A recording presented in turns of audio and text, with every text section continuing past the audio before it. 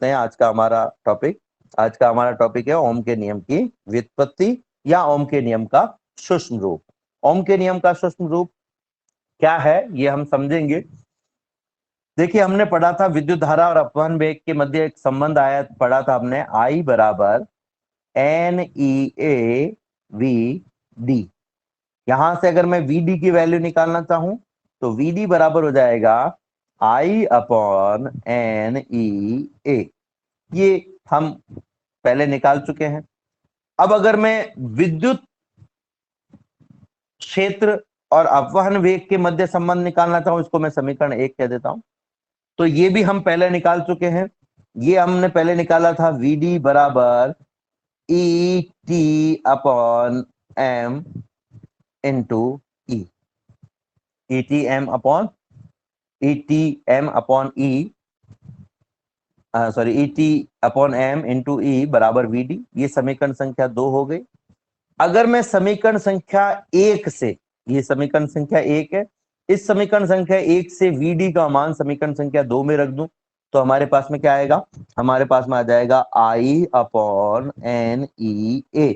ये जो VD है, इस VD की जगह मैंने ये वाला मान रख दिया है लेफ्ट में।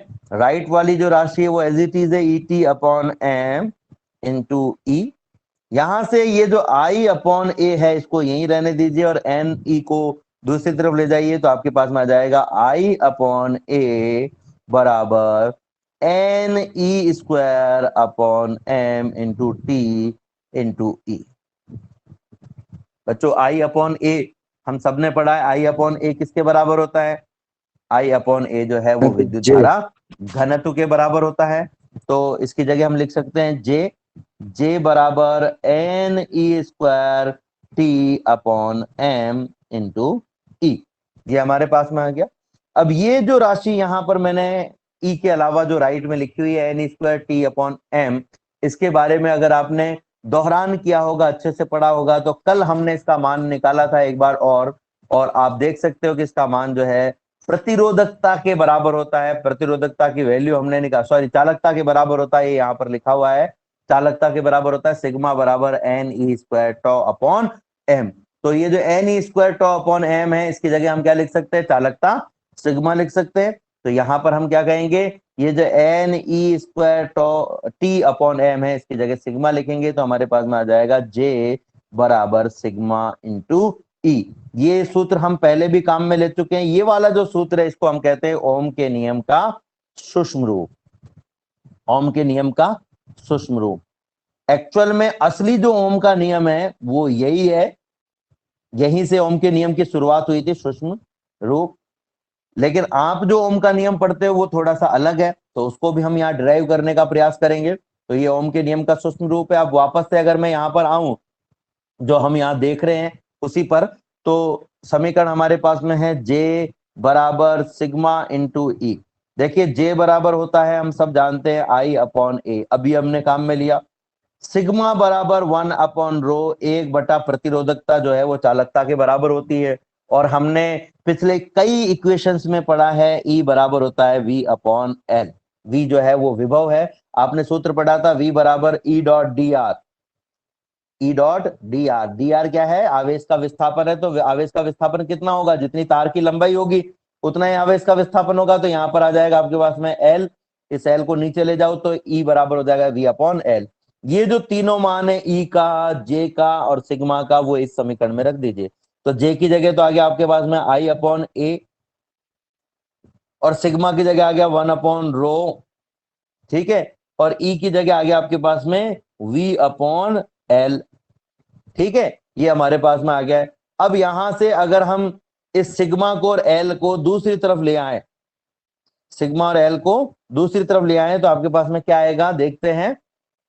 हमारे पास में आ जाएगा, यहां I तो ऑलरेडी है, I तो ऑलरेडी है, A भी हमारे पास में ऑलरेडी है। ये सिग्मा यहां आ गया ऊपर और ये L भी आ गया ऊपर, और दूसरी तरफ हमारे पास में रह गया V। अब अगर मैं इसको रीअरेंज करके लिखना चाहूं, वापस से सही तरीके से लिखना चाहूं, तो किस तरीके से लिख सकते हैं? देखो, V को मैंने लिख दिया इस तरफ, हमने केवल लेफ्ट की राशि को राइट में और राइट की राशि को लेफ्ट में लिखा, इससे कोई फर्क नहीं पड़ने वाला है।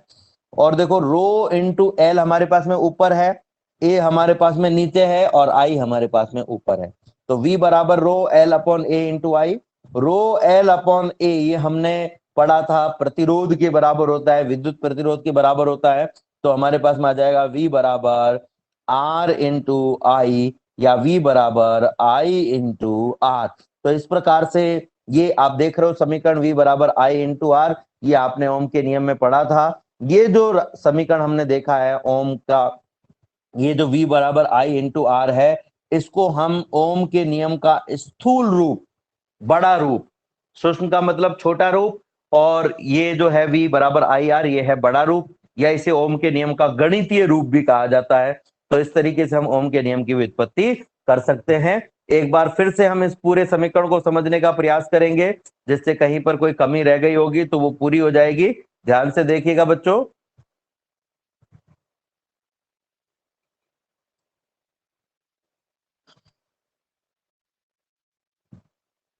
हम अगर बात करें ओम के नियम की, तो अपवहन वेग और विद्युत धारा के मध्य जो संबंध है उससे हम अपवहन वेग का समीकरण निकाल सकते हैं। वीडी बराबर आई अपॉन एन ई ए। ये जो है हमारे पास में आई बराबर N E A V D, ये अपवहन वेग और विद्युत धारा के मध्य जो संबंध है समीकरण इससे प्राप्त हुआ है। अगर हम अपवहन वेग और विद्युत क्षेत्र की तीव्रता के मध्य संबंध निकालना चाहें तो वीडी बराबर E T upon M into E होता है।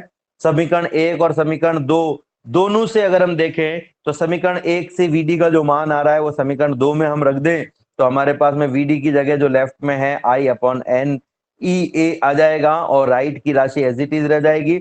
यहां से एन ई को दूसरी तरफ ले जाएं तो I अपॉन ए बराबर N E square T upon M into E आ जाएगा।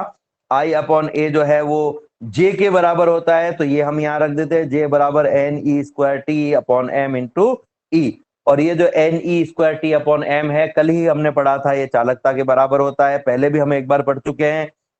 यहाँ पर हम रख देते हैं इसकी जगह चालकता यानी सिग्मा, तो जे बराबर आपके पास में हो जाएगा सिग्मा ई। ये जो जे बराबर सिग्मा ई है, इसको ओम के नियम का सूक्ष्म रूप हम कहते हैं।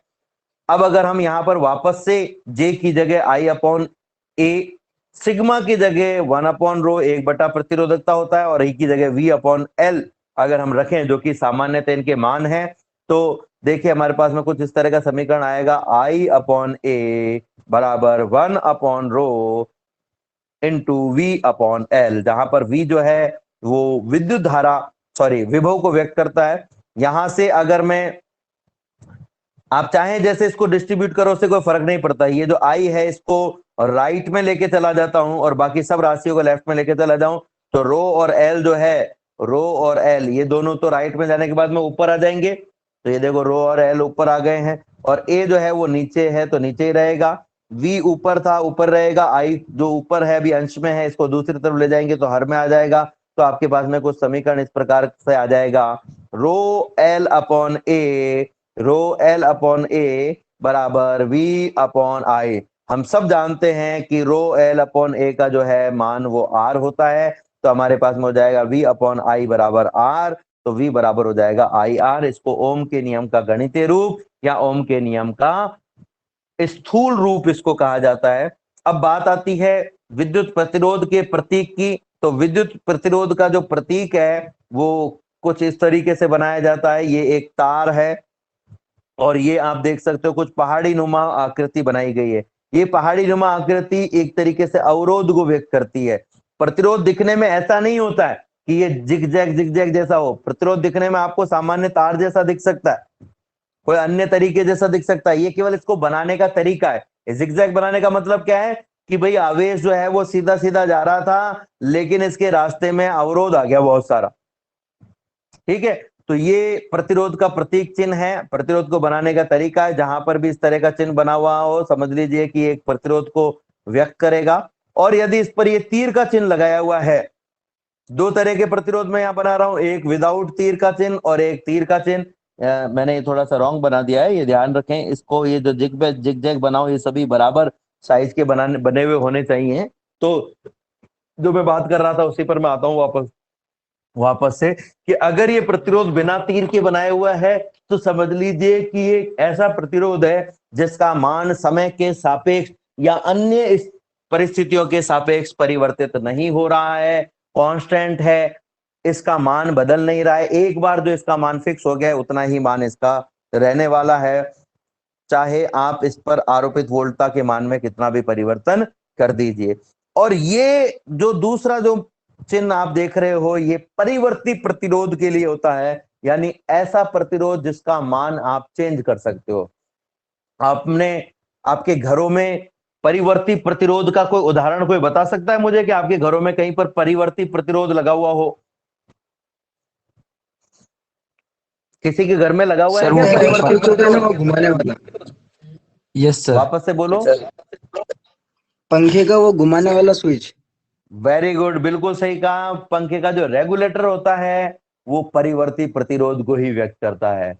और आपने कभी कभी देखा होगा कि आप मोबाइल वाले के पास में जाते हो तो मोबाइल की जो बैटरी है या गाड़ी की जो बैटरी है वो जब खराब हो जाती है तो या कभी कभी डाउन हो जाती है तो उसको झटके लगाने के लिए एक यंत्र काम में लेते हैं, वो रेगुलेटर, जिसमें वोल्टता के मान में समय के सापेक्ष वो कमी या वृद्धि कर देते हैं। तो वहां पर भी परिवर्ती मान के प्रतिरोध लगे हुए होते हैं। ठीक है, तो परिवर्ती प्रतिरोध का बिल्कुल बहुत सही उदाहरण आप बच्चों ने दिया है, वो है रेगुलेटर। तो इस तरीके से हम देख सकते हैं कि हम आम जीवन में सामान्य प्रतिरोध भी काम में ले रहे हैं जिनका प्रतिरोध जो है वो कांस्टेंट रहता है, और ऐसे प्रतिरोध भी काम में ले रहे हैं जिनका प्रतिरोध जो है वो परिवर्तन समय के सापेक्ष या अन्य स्थितियों के सापेक्ष परिवर्तित होता रहता है। अब ये जो प्रतिरोध की हम बात कर रहे थे, ये प्रतिरोध जो है वो कितने प्रकार का होता है अगर हम इसकी चर्चा करें तो ये प्रतिरोध बनावट के आधार पर और अपने व्यवहार के आधार पर, अपने लाक्षणिक गुणों के आधार पर, अपने लाक्षणिक गुणों के आधार पर दो भागों में बांटा जा सकता है। देखो, बनावट के आधार पर जो दो भाग होंगे वो अलग होंगे और लाक्षणिक गुणों के आधार पर जो दो भाग होंगे वो अलग होंगे। अब आप सोच रहे होंगे भाई लाक्षणिक गुण क्या है, तो देखिए हमने देखा था ओम के नियम में V बराबर होता है I इंटू R, तो R बराबर हो जाएगा V अपॉन I। लाक्षणिक गुणों से अभिप्राय यह है कि यदि हम V यानी वोल्टता में परिवर्तन करें तो प्रतिरोध की धारा में जो परिवर्तन हो रहा है वो किस प्रकार से हो रहा है, इसको व्यक्त करने वाले जो कारक हैं जैसे ग्राफ है या सारणी है, उसको हम इसके लाक्षणिक गुण कहेंगे। अब अगर इस समीकरण को आप ध्यान से देखोगे तो इस समीकरण में एक खास बात है कि समीकरण जो है, आप ध्यान से देखिएगा और समझिएगा इसको। हमारे पास में समीकरण है V बराबर I अपॉन R। यदि मैं इसकी तुलना y बराबर mx प्लस c से करूं तो यहां पर y की जगह v है और x की जगह i है। यहां पर y की घात 1 थी तो v की घात भी 1 है, x की घात 1 थी तो i की घात भी 1 है। यानी इनके मध्य का जो ग्राफ है y और x यानी v और i के मध्य का जो ग्राफ है वो एक सरल रेखा प्राप्त होगा। यहाँ पर c एक पॉइंट है जो इसमें नहीं है तो इसमें अपन 0 मान लेते हैं। ये जो c होता है ये बिगिनिंग बिंदु को बताता है, तो बिगिनिंग बिंदु 0 आ रहा है, यानी एक ऐसा ग्राफ आएगा जो सीधी रेखा होगी और शून्य से शुरू होगी। ठीक है, तो ये जो ग्राफ हमारे पास में आया है v बराबर I के बीच में, ये कौन से समीकरण से आया है? ये आया है हमारे पास में इस समीकरण से। ये जो समीकरण आपको दिखाई दे रही है ये कौन सी समीकरण है? तो आप कहोगे साहब ये तो हमने ओम के नियम से प्राप्त किए वो समीकरण है। ये समीकरण वह समीकरण है जो हमने ओम के नियम से प्राप्त की है। इसलिए ऐसी युक्तियां, ध्यान से सुनिएगा, ऐसी युक्तियां, ऐसे पदार्थ जिनके लिए V और I के मध्य का ग्राफ सरल रेखा प्राप्त होता है, या हम ये कहें कि ऐसी युक्तियां जो ओम के नियम की पालना करती हैं, उन युक्तियों को, उन प्रतिरोधों को ओमीय प्रतिरोध कहा जाता है। ऐसे प्रतिरोध जो ओम के नियम की पालना करते हैं या जिनके लिए V तथा I के मध्य का ग्राफ सरल रेखा प्राप्त होता है, उन्हें हम ओमीय प्रतिरोध या ओमीय युक्तियां कहते हैं। ओमिक सब्सटेंस, ओमिक रेजिस्टेंस जिसको अपन कह सकते हैं। दूसरे प्रकार की जो प्रतिरोध हैं वो हैं अनओमीय प्रतिरोध। ऐसे प्रतिरोध, ऐसी युक्तियां जो ओम के नियम की पालना नहीं करती हैं, यानी जिनके लिए V तथा I के मध्य का ग्राफ, V तथा I के मध्य का ग्राफ सरल रेखा नहीं होता है, उनको हम कहते हैं अनओमीय युक्तियां। ठीक है, अब देखो ओमीय युक्तियों के उदाहरण अगर हम लें तो ओमीय युक्तियों के उदाहरणों में सबसे पहली बात तो चांदी है, नाइक्रोम है, सोना है और अन्य बहुत सारे धातु हैं। इसमें कुछ मिश्र धातु भी हैं, मैग्नीन जैसे यूरेका भी है, और जो है बहुत सारे धातु भी इसमें शामिल है। तो ऐसी युक्तियों को हम कहेंगे ओमीय युक्तियां। और ऐसी युक्तियां जो ओम के नियम की पालना नहीं कर रही हैं, उनकी उदाहरण हम ले तो डायोड है, ट्रांजिस्टर है, अर्धचालक है या विद्युत अपघटनी द्रव है, ये इसके उदाहरण है। अब ऐसा भी हो सकता है कि कुछ युक्तियां ऐसी हो जो ओम के नियम की पालना भी करें और नहीं भी करें। अब आप सोच रहे होंगे करें भी और नहीं भी करें, ऐसा कैसे संभव है? तो हम कहेंगे कि ऐसी युक्तियां एक विशिष्ट स्थिति तक तो ओम के नियम की पालना करती हैं और उसके बाद में ओम के नियम की पालना करना बंद कर देती हैं। सामान्यतः क्या होता है, जो सामान्य चालक होते हैं उनमें जब विद्युत धारा प्रवाहित की जाती है तो विद्युत धारा के कम मान के लिए वोल्टा और धारा के मध्य का ग्राफ सरल रेखा प्राप्त होता है। यानी कि इनका जो प्रतिरोध होता है वो कांस्टेंट होता है, प्रतिरोध का मान बदलता नहीं है। लेकिन जैसे जैसे विद्युत धारा के मान में परिवर्तन किया जाता है, हम सब जानते हैं विद्युत धारा के कारण किसी भी प्रतिरोधक में एक ऊष्मा उत्पन्न होती है जिसका मान I square R into del T होता है। जब विद्युत धारा का मान उच्च होगा तो इस उत्पन्न ऊष्मा का मान भी उच्च होगा, और उच्च ताप पर प्रतिरोधों या प्रतिरोधक जिनको हम कहते हैं पदार्थों के प्रतिरोध में और प्रतिरोधकता में परिवर्तन हो जाता है। अब अगर प्रतिरोध और प्रतिरोधकता में परिवर्तन हो जाएगा तो V और I के मध्य का जो ग्राफ है वो सरल रेखा नहीं होकर के और ये वक्रित रेखा के रूप में हमें प्राप्त होने लग जाता है। तो उच्च ताप पर कुछ चालक जो है वो अनओमीय प्रतिरोध की तरह व्यवहार करते हैं, उच्च विद्युत धारा पर ये अनओमीय प्रतिरोध की तरह व्यवहार करते हैं और निम्न विद्युत धारा पर ये ओमीय प्रतिरोध की भांति व्यवहार करते हैं।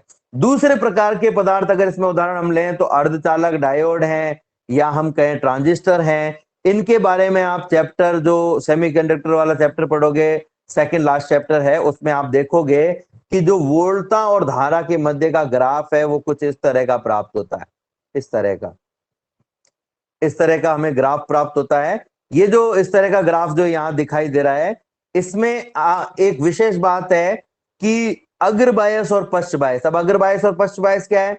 जब किसी सेमीकंडक्टर के पी भाग को पॉजिटिव टर्मिनल से और एन भाग को नेगेटिव टर्मिनल से जोड़ दिया जाता है, डायोड के पी भाग को पॉजिटिव से और एन भाग को नेगेटिव टर्मिनल से जोड़ा जाता है, तो इसको हम अग्र बायस फॉरवर्ड बायस कहते हैं। और जब एन भाग को पॉजिटिव से और पी भाग को नेगेटिव टर्मिनल से जोड़ा जाता है तो इसे रिवर्स बायस कहते हैं।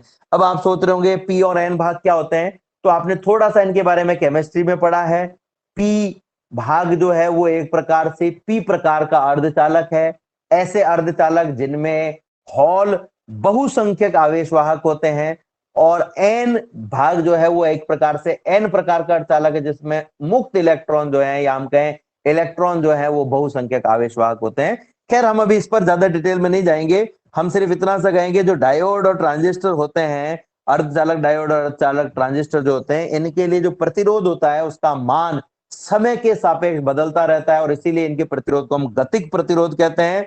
और इनका जो वोल्टता और धारा में परिवर्तन है वो वोल्टता के चिन्ह पर भी निर्भर करता है, यानी वोल्टता में जिस टर्मिनल को आपने पॉजिटिव से जोड़ा हुआ है, अगर हम उसे पॉजिटिव की जगह नेगेटिव से जोड़ दें और जिसको नेगेटिव से जोड़ा हुआ उसे पॉजिटिव से जोड़ दें तो वोल्टता के साथ में धारा में जो परिवर्तन है वो बदल जाता है। वो बिल्कुल वैसा परिवर्तन नहीं होता है जैसा पहले हो रहा था, या हम ये कहें कि इसमें हर बिंदु पर जो प्रतिरोध का मान है वो अलग अलग प्राप्त होता है, यानी कि वोल्टता और धारा के मध्य ग्राफ सरल रेखा प्राप्त नहीं होता है। ये युक्तियां ओम के नियम की पालना नहीं करती हैं, इसलिए इन युक्तियों को हम अनओमीय युक्तियां कहते हैं। तो अनओमीय युक्तियां दो प्रकार की हो गई, एक तो हो गया हमारे पास में अर्धचालक डायोड और ट्रांजिस्टर, और दूसरे प्रकार की वे युक्तियां हो गई हमारे पास में जो कि उच्च विद्युत धारा या उच्च ताप पर ओम के नियम की पालना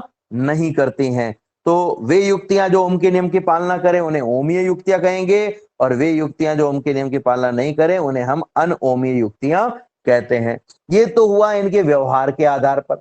अब अगर हम बात करें बनावट के आधार पर, तो बनावट के आधार पर भी ये जो प्रतिरोध है इन्हें हम दो भागों में बांट सकते हैं। एक प्रतिरोध तो कहलाता है तार प्रतिरोधक या तार आबद्ध प्रतिरोधक। ये जो प्रतिरोधक होता है इसको आप लैब में काम में लोगे। ये सामान्यतः दिखने में एक तार जैसा ही होता है, लेकिन ये तार एक मिश्र धातु का बना होता है। मिश्र धातुओं का प्रतिरोध धातुओं की तुलना में थोड़ा सा ज्यादा होता है, और इसलिए इनको इस काम में हम लेते हैं। तार प्रतिरोधक जो होता है वो ऐसे मिश्र धातुओं से बनाया जाता है नॉर्मली जिन पर ताप का जो प्रभाव है वो नगण्य होता है, बहुत कम होता है। पर इसका मतलब ये नहीं है कि नहीं होता, बहुत उच्च ताप पर ये प्रतिरोधक भी ताप से बहुत अधिक प्रभावित हो सकते हैं, पर निम्न ताप पर या हम कहें सामान्य ताप पर इन पर जो प्रभाव होता है ताप का, इनकी प्रतिरोधकता पर जो प्रभाव होता है ताप का, वो नगण्य होता है। जैसा कि हमने पिछले वाले टॉपिक में देखा, अभी हमने थोड़ी देर पहले ये जो चित्र है इसमें देखा था कि उच्च ताप पर ये जो प्रतिरोधक है वो अपना व्यवहार बदल देते हैं। तो मिश्र धातुओं से बने हुए जो प्रतिरोधक हैं वो उच्च ताप पर भी अपना व्यवहार आसानी से नहीं बदलते हैं। बदल तो देते हैं लेकिन बहुत आसानी से नहीं बदलते हैं, बहुत कम प्रभाव इसमें पड़ता है, इसे हम नेग्लेक्ट कर सकते हैं। हम जो अभी एक्चुअल में यहाँ इस टॉपिक में पढ़ना चाहते हैं वो है हमारा इंपॉर्टेंट टॉपिक कार्बन प्रतिरोध या वर्ण कोड सिस्टम। बहुत इंपॉर्टेंट है, परीक्षा में सीधा प्रश्न आता है इस पर। आपको एक चित्र बना हुआ दिया जाएगा, ये एक प्रश्न लिखा हुआ दिया जाएगा, एक कार्बन प्रतिरोध में ये रंग की पट्टियां हैं, आप इस प्रतिरोधक का प्रतिरोध याद कीजिए। या प्रतिरोध दिया हुआ होगा और आपसे पूछ लेंगे कि इस कार्बन प्रतिरोध में कौन कौन सी पट्टियां बनी हुई है, वो आपको बताना है। लेकिन उसके लिए एक सारणी आप अपने स्क्रीन पर देख रहे होंगे, ये आपको देखनी पड़ेगी, ये आपको याद करनी पड़ेगी। ये जो कार्बन प्रतिरोधक होते हैं ये कार्बन और अर्धचालक के मिश्रण से बने हुए होते हैं। अर्धचालक और कार्बन की सहायता से इनको बनाया जाता है। अब आप सोच रहे होंगे भाई तार प्रतिरोध नाम का प्रतिरोध तो आपके पास में ऑलरेडी है, तो कार्बन प्रतिरोधक की जरूरत कहाँ है? तार प्रतिरोधक जो है वो निम्न मान के प्रतिरोध उपलब्ध कराते हैं। अगर आपको उच्च मान के प्रतिरोध चाहिए तो उसके लिए आपको कार्बन प्रतिरोध ही काम में लेना पड़ेगा, यानी कार्बन प्रतिरोध उच्च मान के प्रतिरोध प्राप्त करने के लिए काम में लिए जाते हैं। अब इस सारणी में आप बहुत महत्वपूर्ण कुछ चीजें देख रहे हैं। पहला है क्रम संख्या, दूसरा है रंग, तीसरा है अंक, चौथा है गुणक और पांचवा है सहायता प्रतिशत। आप देखेंगे कि जो क्रम संख्या है और जो आपके पास में अंक है उसमें एक एक का डिफरेंस है, सॉरी हाँ एक एक का डिफरेंस आप देख रहे होंगे कि जहां पर क्रम संख्या 10 आ रही है वहां पर अंक 9 आ रहा है, जहां पर क्रम संख्या 1 आ रही है वहां पर अंक जो है वो 0 आ रहा है। अगर आप इन सभी रंगों को इसी क्रम में याद कर लोगे तो सारणी याद करना बहुत आसान हो जाएगा। देखिए इसमें सबसे पहला रंग जो है वो है काला, जिसका अंक 0 है, गुणक 10 की घात 0 है, यानी जो अंक है वही 10 की घात के रूप में लिया गया है, कोई सहायता प्रतिशत इसके लिए नहीं है। दूसरा जो रंग है वो है भूरा, भूरा जिसके लिए 1 अंक है, गुणक जो है वो 10 की घात 1 है। इसी प्रकार से तीसरा रंग लाल है, गुणक 2 अंक 2 है, गुणक 10 की घात 2 है। नारंगी के लिए 3 है अंक और 10 की घात 3 है गुणक, जो अंक है वही 10 की घात 3 के रूप में गुणक के लिए लिया गया। अब आप सोच रहे होंगे अंक और गुणक है क्या, अभी आपके समझ में आ जाएगा जैसे जैसे हम आगे बढ़ेंगे। चौथा रंग है पीला, फिर है हरा, नीला, बैंगनी, सलेटी, सफेद, स्वर्ण, रजत और फिर कोई भी रंग नहीं। इनके लिए क्रमशः हम अगर अंक की बात करें तो 4, 5, 6, 7, 8, 9 और स्वर्ण, रजत और कोई रंग नहीं के लिए कोई भी अंक उपलब्ध नहीं है। इसी प्रकार से जो गुणक है इनके लिए वो है 10 की घात 4, 5, 10 की घात 5, 10 की घात 6, 10 की घात 7, 10 की घात 8, 10 की घात 9, 10 की घात -1 और 10 की घात -2 और उसके बाद में कोई यहाँ पर हमारे पास में नहीं है। लेकिन सहायता प्रतिशत जो है वो केवल इन 3 रंगों के लिए दिया गया। ठीक है, अब आपको ये सारणी एज इट इज याद रखनी पड़ेगी, इसी क्रम में याद रखनी पड़ेगी। तो मैं इसके लिए एक इक्वेशन लिख रहा हूं, उस इक्वेशन को या एक तरीका लिख रहा हूं उसको याद रखने का, बी ध्यान से समझिएगा, फिर हम वापस पीछे आएंगे। B B B Roy, B Roy, BBROY, BB Roy, Great Britain, very good wife. हमने यहां पर कुछ प्रतीक लिखे हैं, BB Roy, Great Britain, very good wife, golden silver necklace, या 9 कलर भी कह सकते हो इसको। अगर आप आगे देखेंगे तो मैंने एक पूरा सिस्टम बनाया हुआ है, देख सकते हैं। B Roy, Great Britain, very good wife, golden silver necklace. ठीक है, अब बीबी रॉय में पहला जो बी है, जो डबल आ रहे हैं उनको आपको विशेष ध्यान रखना पड़ेगा। जैसे बी 3 बार आ रहा है हमारे पास में, पहला बी, दूसरा बी और तीसरा ब्रिटेन का बी। ठीक है, तो यहां पर आपको तीनों बी का क्रम याद रखना पड़ेगा कि पहला बी कौन है, दूसरा बी कौन है, तीसरा बी कौन है।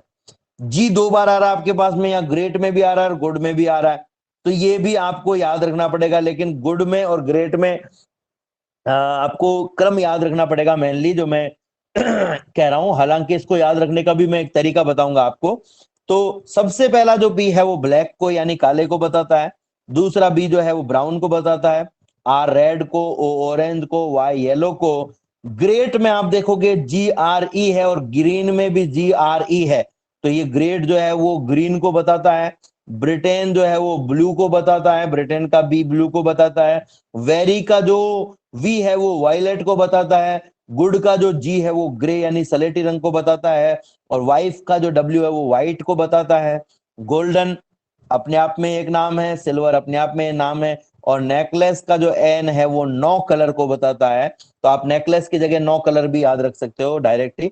तो हमारे पास में क्या फॉर्मूला हो गया एक तरीके से, BB Roy, Great Britain, very good worker, या very good wife, golden silver necklace. ये नीचे यहां लिखा हुआ है, देख सकते हो आप, BB Roy, Great Britain, very good wife, golden silver necklace. ठीक है, तो अगर मैं यहां से निकालना चाहूं तो मैं क्या कहूंगा, पहला बी ब्लैक, ब्राउन, रॉय का ROY रेड ऑरेंज येलो है, ग्रेट का जी जो है वो ग्रीन के लिए, ब्रिटेन का बी जो है वो ब्लू के लिए, वेरी का वी वायलेट के लिए, गुड का जी ग्रे के लिए, वाइफ का W व्हाइट के लिए, गोल्डन गोल्डन के लिए, सिल्वर सिल्वर के लिए, नेकलेस का जो एन है वो 9 कलर के लिए है। अब आपने अगर इसको इस क्रम में याद कर लिया तो आपके लिए समझ लीजिए बहुत आसान हो गया।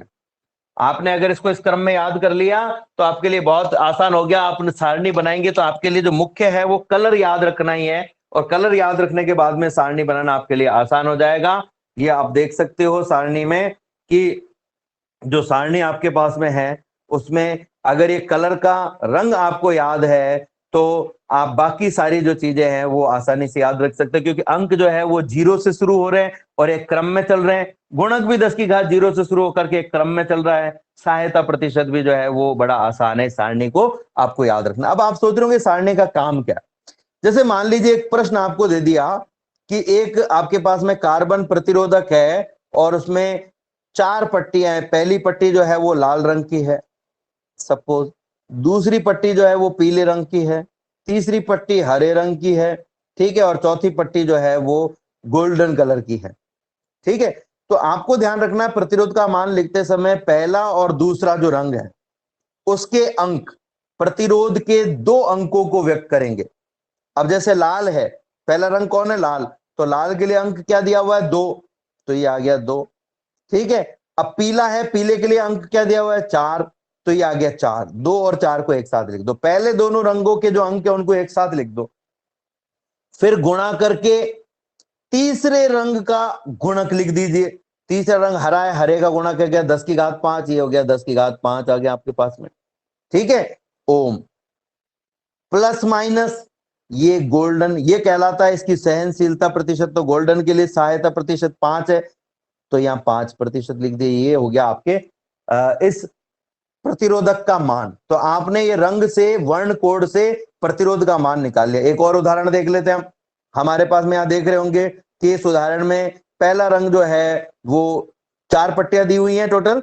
4 पट्टियों में पहला रंग जो है वो आपके पास में लाल है, दूसरा हरा है, तीसरा पीला है और चौथा रजत है। तो लाल के लिए जो अंक है वो है 2, हरे के लिए अंक 5 है। पहले 2 रंगों के लिए अंक लेने हैं आपको, तीसरे रंग के लिए आपको लेना है गुणक। तो तीसरे रंग के लिए हमने गुणक ले लिया पीले के लिए, ठीक है।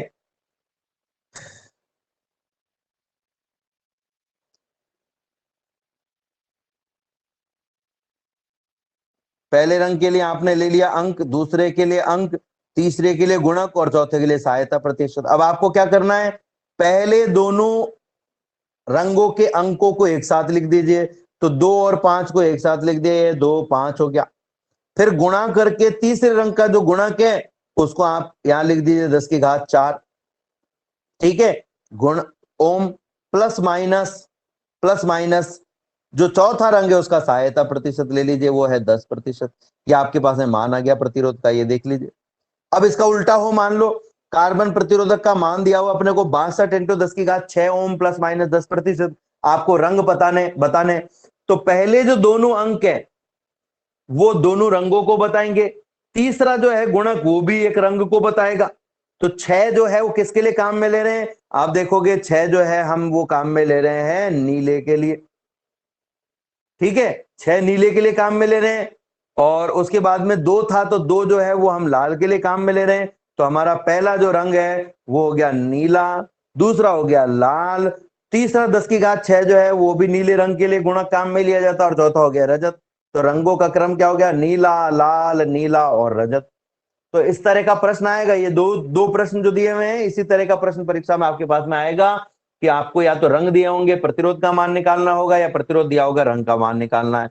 इंपॉर्टेंट है, ये हर बार परीक्षा में आता है, 99.9% परीक्षा में आता है, इसलिए ये आप